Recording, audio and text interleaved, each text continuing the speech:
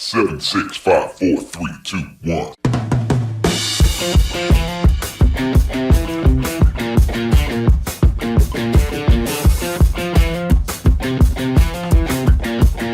Hi, and welcome to the Marketing Essentials podcast. Our unique team helps small businesses grow by providing essential marketing expertise.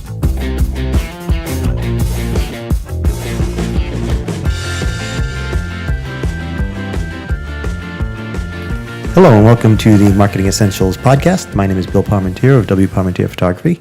I am Justin of Justin Kerr Design. And I'm Alicia with Custom Marketing. And together we make up The Marketing Essentials team. So today. All right, jumping right in, we have a guest with us today. And I'm going to go with the topic first, but we're going to be talking about crafting a compelling brand story for your business. And so for that, we brought in James Kwon. Hey everyone. Welcome. And James is the founder and president of Figmints, which is a local Rhode Island-based company that helps businesses with their branding. So we brought him in as the expert, the resident expert. A little bit about James. He has worked with brands, interactive solutions, and marketing strategies for startups to Fortune 100 companies. And some of the services that they've worked on or marketing services are everything from development of applications to lead generation and inbound marketing techniques. You want to share a little bit more about yourself, James? Yeah, sure. So that's pretty good. Always strange hearing your own bio to you. Sure. But I got to work across the Northeast, mostly with big agencies, helping launch big brands. So I worked on CBS.com in 2008. I worked on some of the first mobile applications for Verizon, AT&T. And I learned at these big agencies that it was really the combination of understanding what's available to you technically, beautiful creative design and copy, and then a marketing strategy that actually brings it all together. And so I think that's why the three of you make a great combo because you're able to bring all those resources together. And that's what I felt was missing for small to medium-sized businesses. And so I left the agency world to start Figmints full-time. And we've had some fun over the last few years. We've got to do the City of Providence website. We did the City of Fall River rebranding. That was really fun. If you, for the listeners who know Fall River, it's a city in Massachusetts, Southern Mass, and their tagline before they met us was "We'll try." So Fall River, we'll try. Who was the one that came up with that idea? That was pretty bad. It Probably was, the same person that came up with cooler and warmer.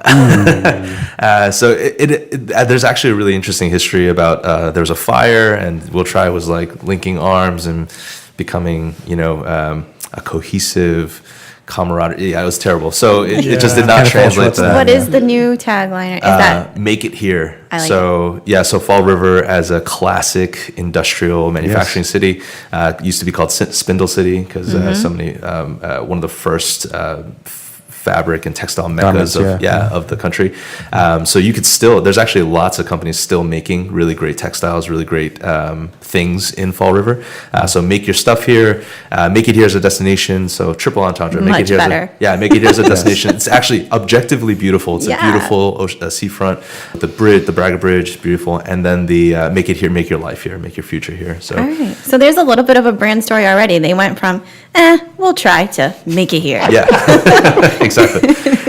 I could just picture the guy. How do we do a commercial for this? We'll try.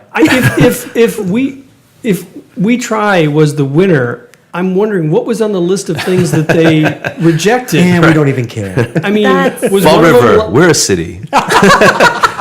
Fall River, there's worse places? It could be worse, yeah. It could be worse, yeah. That was one of the ones. We have another podcast coming up called Marketing Fails. Yeah, that might make the list. That's a solid one. So thanks for that little bonus content there. Yeah, so getting to do branding and for municipalities, but also small businesses, startups, big companies. And what's been exciting in the last 2 or 3 years, we've really have ramped up our own marketing and branding. And we actually rank, I think, on page 1 for terms like brand strategy, which is huge because we get some requests from all over the world for that. Testament to SEO right there. Those keywords. Yeah, it's a huge. Mm-hmm. Yeah. Okay. So you have quite an extensive strategy within Figmints it's your proprietary process, correct? Yes. For branding? And it's stolen from some people, borrowed from some people and stolen from other people and then crafted homebrewed. Part of it's crafted and homebrewed for sure. But yeah, a lot of it, there's nothing new under the sun. There's a lot of it that we're borrowing from. I steal from you all the time, James. Yeah, please do. Yeah. You're my hero. Thank you. Appreciate that. That explains a lot, Justin. I don't know. You're missing the glasses if you're really going for it. These are, you could have these. They're not. Oh, thank you. Yeah, they're mostly for UV protection, not for. Okay. Not for being able to see your pretty faces. You might want to put those back on. Just looked at you, Justin. Yeah. Oh, I'm still going to get hurt later on for this one. I'm sorry. I threw us way off track. So this proprietary process that you have for branding. Well, we're borrowing a lot of it from classics. Marty Neumeyer, who's amazing. The great Don Draper, who's awesome, and so many. So many great ideologies and philosophies about how to tell story well, and people who have done it well, and we're crafting that. But I guess the philosophy really is, when I look at most companies, they often are just crossing their fingers and doing what they do, and hoping that somebody pays attention to it. That's kind of the approach that most companies take out there. And what we help clients do is to really consider, stolen from Simon Sinek, the start with why philosophy. So most companies know what they do. They sell bottled water, they sell cameras, they sell computers. Good companies will talk about the process. So they'll talk about the spring that we bring you this water from, or they talk about the service. A lot of companies talk about how great their service is, and the best companies will talk about why. And when you really leverage and care about the why well, you are selling more than the products. You're selling the brand. So Apple does this so well that it almost doesn't matter what they sell, right? They could put a car in that outer circle and that ring and say people will line up to buy that car because people have really bought into the why. And Simon Sinek makes the argument that even great movements like Martin Luther King, Gandhi, they didn't say meet me on this corner, we're going to march. It was, here's what I believe. If you believe this with me, come follow me. Right? I care about your thirst. That's why I found the best spring, and that's why I bottled this water for you, and that's why we have it. Love it. So if that doesn't sum up as to why you need a brand summary or a brand story, that just it's so much more powerful than just talking about yourself. And we're here, we're a business, we sell goods, we sell products. Yeah. But as a small business, you don't always think along that vein. You're just trying to get the next thing done when you're by yourself. So it's to have somebody sit down to you and say to you, hey, look, why are you doing this? That can be a life changer just in the course of your business. We've talked about that before. Well, it's like the difference between saying, hey, we have a marketing podcast, and saying, we want to help small business owners that DIY their marketing with some free expertise. I mean, that's more compelling than, hey, we have a marketing podcast. It resonates. Yeah, exactly. And I've come to learn over the last few years that there's nothing wrong necessarily with not caring about the brand. My mom, who's been a mentor of mine, she's been an entrepreneur basically her whole life. She's had businesses that have come and gone throughout the years, and she had a very classically stereotypical fruit and vegetable store as a Korean immigrant, and then she had a sushi restaurant, then she had a deli, then she had she has a barbershop, and she absolutely does not care about branding. She and maybe that's why the businesses haven't stayed around a long time. It's an interesting path though from like it barbershop. Where did barbershop come out of all that? Yeah, if you knew her, it still wouldn't make any sense. So there's, it's not worth the time probably to go through the whole story. But there are lots of businesses. This is kind of a pretty novel today. You see, basically every advertisement I get on YouTube is like, start your own Shopify business. And it's like, somebody who looks for a product online, how to do product research, and then you just post it on our website and then drive advertising to it. And there's no branding whatsoever, right? You're basically reselling these products, and it almost doesn't matter what the company is. And you could do that for a while, but those companies don't matter, right? They're not going to exist later. So this is really targeted, or this brand philosophy is really for the people who care about the company's story and want to see that story continue for a while. Yeah. That's exciting stuff. I'm just thinking as you're talking, like it's fun when you can get into the why.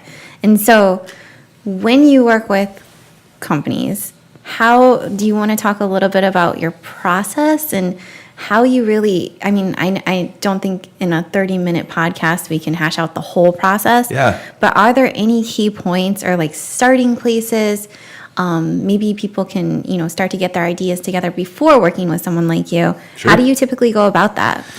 Yeah, that's a great question. So when a client signs on, this is something that we kind of invented as an agency out of necessity. Back in the day when we would do websites or video or logo, inevitably we would start with a kickoff and learn everything we can about the company and try to figure out what's worked in the past, what hasn't worked, who the competitors are. It was basically the initial strategy and the consulting, and that would be the giant, first 3 to 4 weeks of the project, and they still didn't get a logo or a website, and they'd be like, James, come on, what am I paying you money for?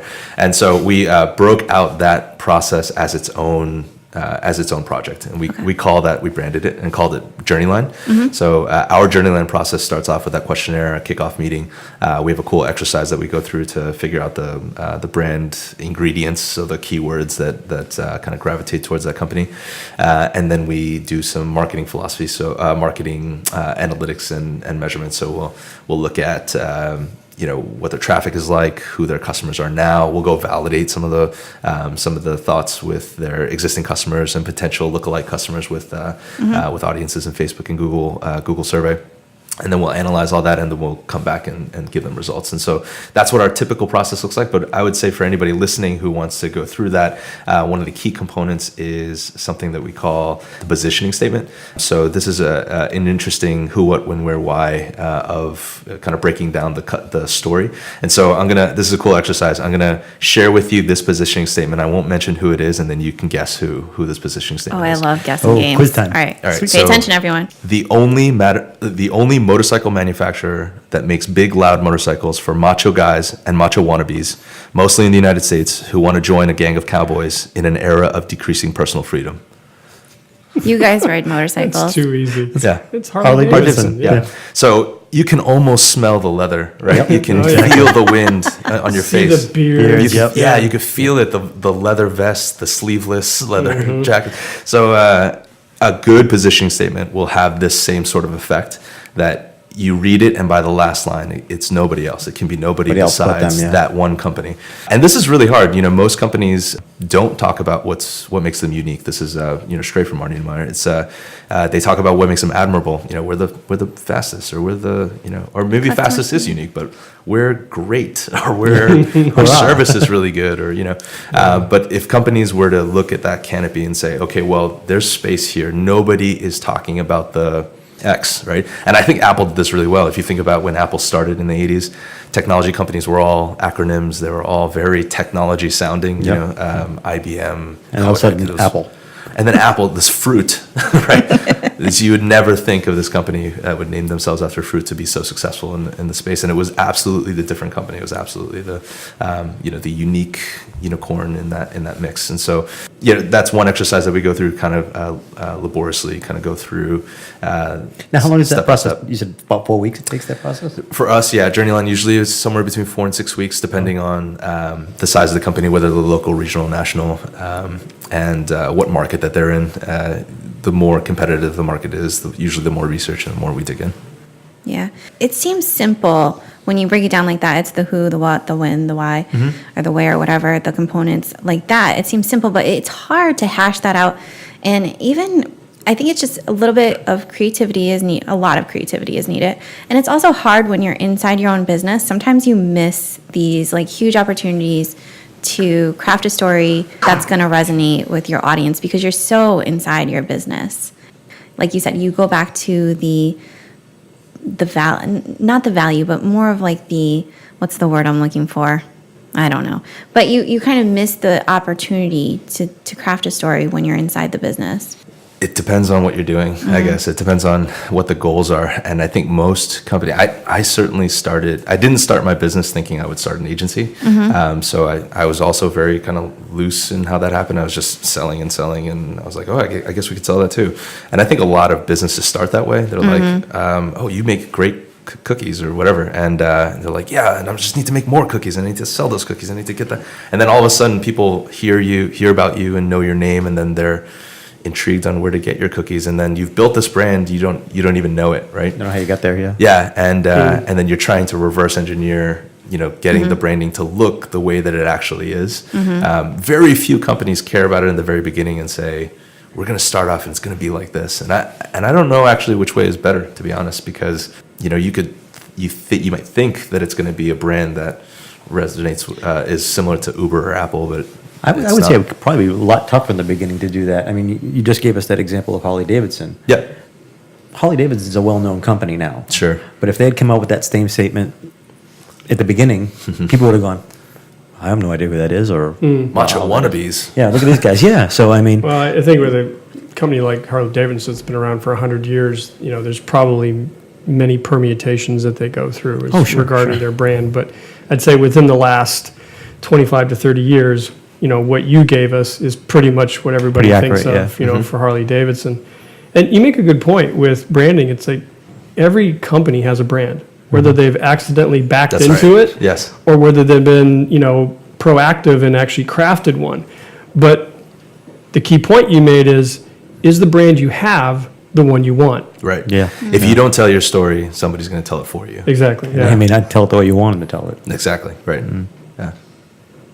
So what would be another, I'm not asking you to do the whole process, but another way that a business, Thinking like about it another over here. step they could take. Please No, tell me. yeah. If you want the whole process, James at the end is going to tell you how you can reach him. Just hire an agency. Yeah, It's so easy. Well, that's kind of what I was getting at, that sometimes it's, it sounds like it's simple to do, and then you're sitting there, even when I am working on my own stuff, like Sure. it's hard to get that creative stuff out when you're not working with an agency. Yeah, I'll That's what give they're there so for. shameless plug. We have some guides that help you kind of think through this process. I think that's one of the things that Justin and Alicia were looking at, the 14 questions that we would ask while you're crafting your brand strategy, and it's part of our marketing mechanism to have great content that draws people in and then moves them through this funnel.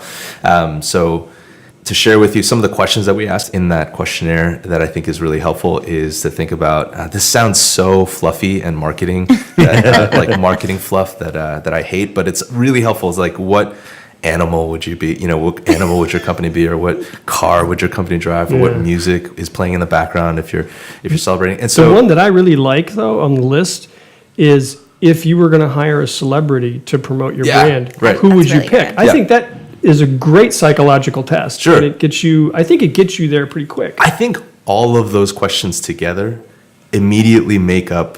It tells a story pretty quickly, right? So if I said, yeah, we're playing Born Free, and we're watching Forrest Gump, and we're driving a Volvo, and I don't know, and it's going to be Tom Hanks, right? I guess.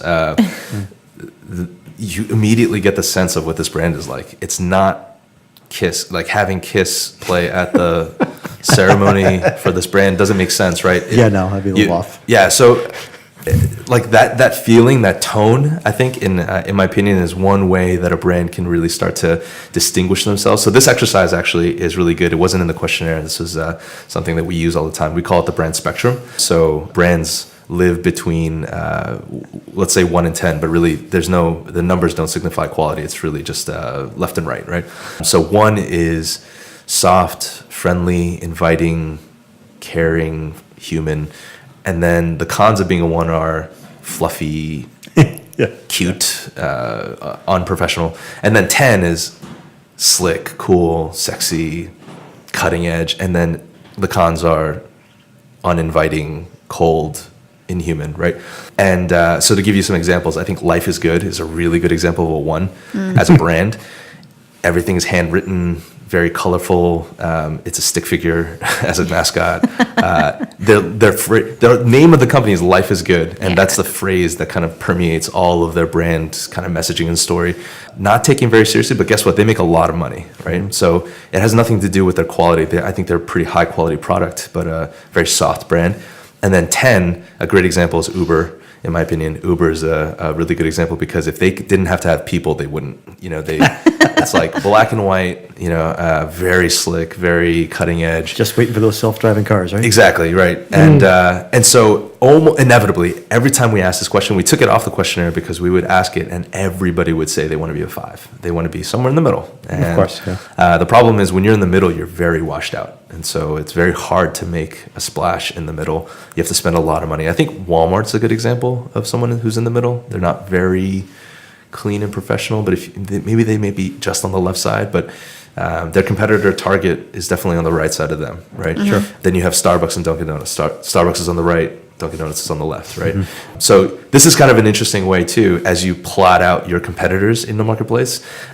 Apple did this, and they said, wow, everybody is pretty much on the right side, and so there's nobody on the left side, and so we're going to be on the left. But that doesn't mean on that spectrum that there are 2 or 3, right? There are 2 or 3 in the technology space, but there might be a 6 or 7 in the overall spectrum, right? So that's kind of a cool exercise to go through as well as you're thinking about your own brand. Is this washed out? Does this stand apart when you put them against your other competitors? That's kind of a neat way to look at it. I'm feeling like I should be taking notes. Well, you can You're just- recording this, right? Yeah. I'll get back to it afterwards. That's your job, This is Bill. a branding master class with James Kwon. So, can these brand stories, crafting a compelling brand story, does your company have to be a certain size? Does it matter the industry? Does it matter if you're local? Does it matter if you're national? Who needs a brand story? I'm going to say that most companies need a brand story if they want to be around for a while. If I like that. Yeah, if they want to make any sort of impact. If you are trying to make a quick buck and some passive revenue through advertising some Shopify store that sells Drop shippers. some drop shipping store, does brand really matter? I don't know. Maybe. It happens a lot in my industry, especially when you're talking about wedding photography. Photography, sure. Photography, you have people that'll come in. I'm just going to go in and do a bunch of weddings and get out. I don't care about what my brand looks like. I don't care about, I just want to go on to the next one, to the next one, next one. And those are the slash and burn type shooters that a year from now or 2 years from now, you don't even know where they are. Yeah. They're gone. Right. Then you get somebody who is branded, Ann Geddes. Yeah. Oh, yeah. You know exactly what she does, and if you want that, that's who you go to. And even some wedding photographers, they'll yeah, get that's what flown I- out to do weddings across the country because of their signature, Yeah, style and I used to have a next door expertise. neighbor who was a Boston area photographer, and Oh, he yeah. does some incredible work. But he's not one of those guys that's just going to hand you a disc of images and say, see ya. He's going to sit down and he's going to do the pre-consults. He'll talk with you through the whole process. The day of, he's going to make sure every shot is taken. And he's not going to let it go until that. Whereas there are some people, hey, I'll do your wedding for $100. Boom.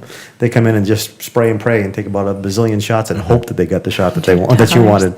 That's a red flag. I think the signature is, you said the word signature, which I think is really Yeah. good, is how does somebody know that that's your work, right? Exactly. And if it's really good, you're probably doing branding without thinking about it. You probably have some style or some signature, some special approach that makes you unique that Yes. you might not be purposely trying to get out there. So a good example of this, in my opinion, is the restaurant Kitchen. Have you guys? Oh, eaten- Yes. On Hope Street? on Carpenter.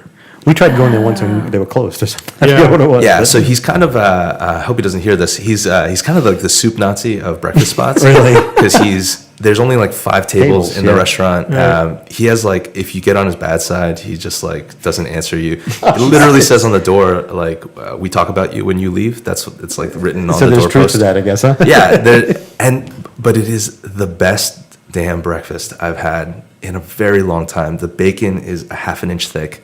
Whoa. It costs like $4 per slice.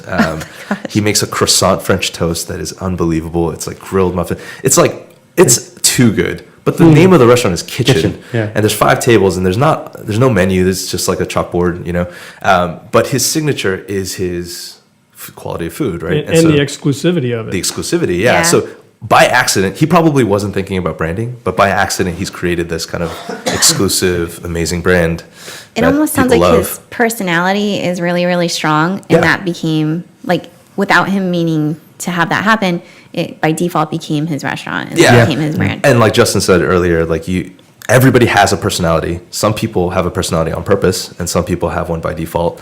And so I think a lot of companies have a brand by default, and it doesn't really do anything for them. But So what do you do in a case of somebody that has a personality that's one way, but wants to be known in a different, like caricature, so to speak? yeah, so I think it's similar to people. If you try to put off a personality that isn't as untrue, I think it Gets falls imperfect. apart pretty quick, Yeah. right? So you have to be genuine. People start to see That's through the it. reason I asked the question is, do you try to dissuade people from going a direction other than what their true personality is? If there is a compelling argument in the industry space, sometimes for our clients, we might tell them, hey, really interesting. you told me, like, it wasn't on their list. So a good example is a company that we actually hated working with, but this is a really good brand example, is that they were the fastest in their industry, or not the fastest. They were, it was like the 5th or 6th or 7th thing of the list of things that they do well. They were like, we have great customer service. We do this, and this well. Oh yeah, and we do this pretty fast. We're like, really? Fast is interesting because we heard from the general populace that fast was really important to them. And so not a lot of people were talking about fast. So if we came out and said, we are the fastest, or this is, using us is going to get you to your solution faster, even though it doesn't need to be the fastest, right? We don't need to make a claim like that. It's just fast. That's a really interesting brand story that they can own because it's somewhat true, and it's kind of a gap in the industry place. It's like, do you guys watch Mad Men? I assume your listeners watch Mad Men. So Don Draper, when he said, "This is a brilliant branding lesson," it was the "Yours is toasted." Do you guys remember that? It was the Lucky Strike. So this was like around they depicted the time when they were just finding out cigarettes are cancerous, and it's like, oh, what are we gonna do? How do we market this? And then Don Draper like brilliantly goes, "Lucky Strike, we're toasted," and they're like, what the heck does that mean? And what the genius of it is, like, everybody else's cigarettes cause cancer, but Lucky Strike is toasted. Like we decided that we're gonna own that brand story instead of trying to say, oh, we don't really cause cancer, or ours is the least cancer giving, right? Ours is toasted. They just like put your brain somewhere else, and that's like the power of marketing. It's a very dangerous weapon, so you'll wield it carefully. That's very true. And you said that in that last example before Mad Men, that you gathered customer data or information, I guess, from a survey? Yeah, there are several types of surveys that we do. We sometimes do focus groups. It's my least favorite one because you usually have one really authoritative person who kind of controls that conversation, which really sucks. One-on-one interviews are really great. It takes 15 minutes. Call the person, get some feedback. Another one is send out an email blast to your existing customer list, and so ask I call them burning questions. So you might have, does it really matter if we're the fastest? Does it really matter if we have great service, or we're the cheapest, or we're the blah, blah, blah? Which matters most? And then make them choose. And then you could take that audience and do lookalikes in Facebook or Google. Yep. And then like Google surveys, pretty inexpensively, you can kind of broadcast that question out and get people who are not your customers to answer those kind of questions. And doing all of those kind of gives you this kind of cross-section of really understanding what your customers want. Right. Again, you get that inside out perspective instead of just saying, yeah, this is what's important about who I am or what I do. Right. And I think Justin and I had a pretty similar conversation the other day. When you can survey your past customers or the general public, you sometimes are surprised by what people think of you when they think of your company or what they're looking for. Right. Yeah. Right. So. And I think most people go out thinking that they know what their brand is best. And the reality is, doesn't matter what you want. You're not your customer, right? So Go ask your customers, go get some objective feedback, objective data. You must have run into that challenge in the people that you've worked with where, the CMO or the CEO, I know what our customers want. I know what our customers need. And when you actually do the research, you find out they are absolutely wrong. Well, okay, so rarely are they 180 degrees wrong.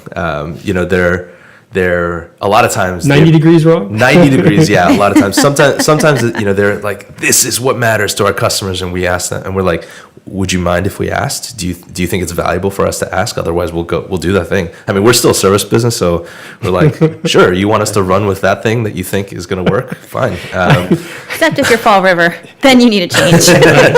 It just reminds me of a quote that Malcolm Gray used to say. It's like, you have every right to be wrong. Right. If you want us to do this, we'll do it. Yeah, exactly.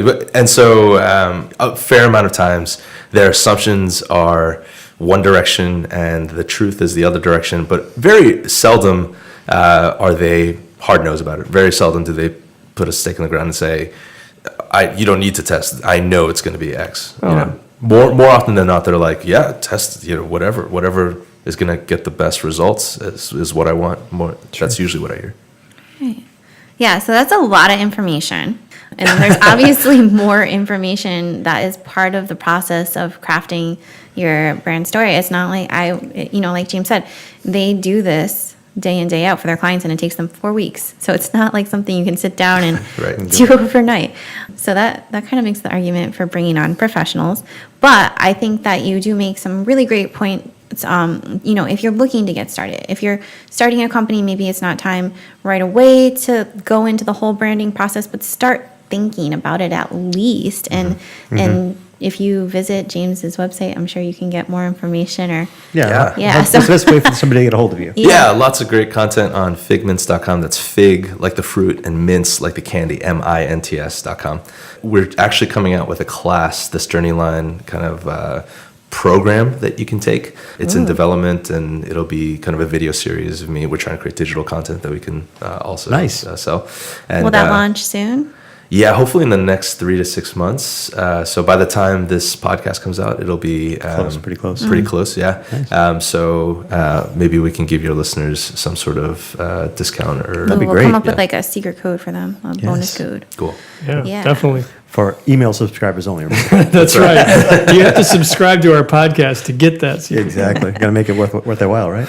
Yeah. And can they find you on social media as well, or is the website absolutely. the best way? What is the best way? I guess my email is pretty good, and if they reach out, that's a good way. I'm the worst on Twitter, and I use it just to like get points for other things, like share this on Twitter and get points. That and trolling, right? Yeah, I'm terrible at Twitter. Instagram's pretty good. Kwon Jam is my Instagram, and then LinkedIn is solid. Jam Kwon, JamKWON. Awesome. Yeah. And we'll post all these links we have the podcast notes that go along with our podcast. So you'll be able to find James that way, and more information about the crafting the compelling brand story that you need to succeed. Thanks so much, guys. Yeah. Thank you so much for joining us today. Thanks, James. And with that, I guess we're done for the day, and we'll say see you next podcast. Bye. Bye. Thank you for joining us today. And as always, you can find the back episodes of our podcast on Apple Podcasts, and you can also find us on our YouTube channel. Both of them are the Marketing Essentials team. You can find us on the web at marketingessentialsteam.com. And if you subscribe through our website, you'll receive a weekly email and letting you know when each episode has been published. Also, you'll receive a link to subscriber-only content. You can also find us on Facebook in our private Facebook group. Just search Little Roadie Marketing Support Group. It's a great place for other marketing professionals and business owners where we can share marketing advice, challenges, and general trends. Hope to see you there.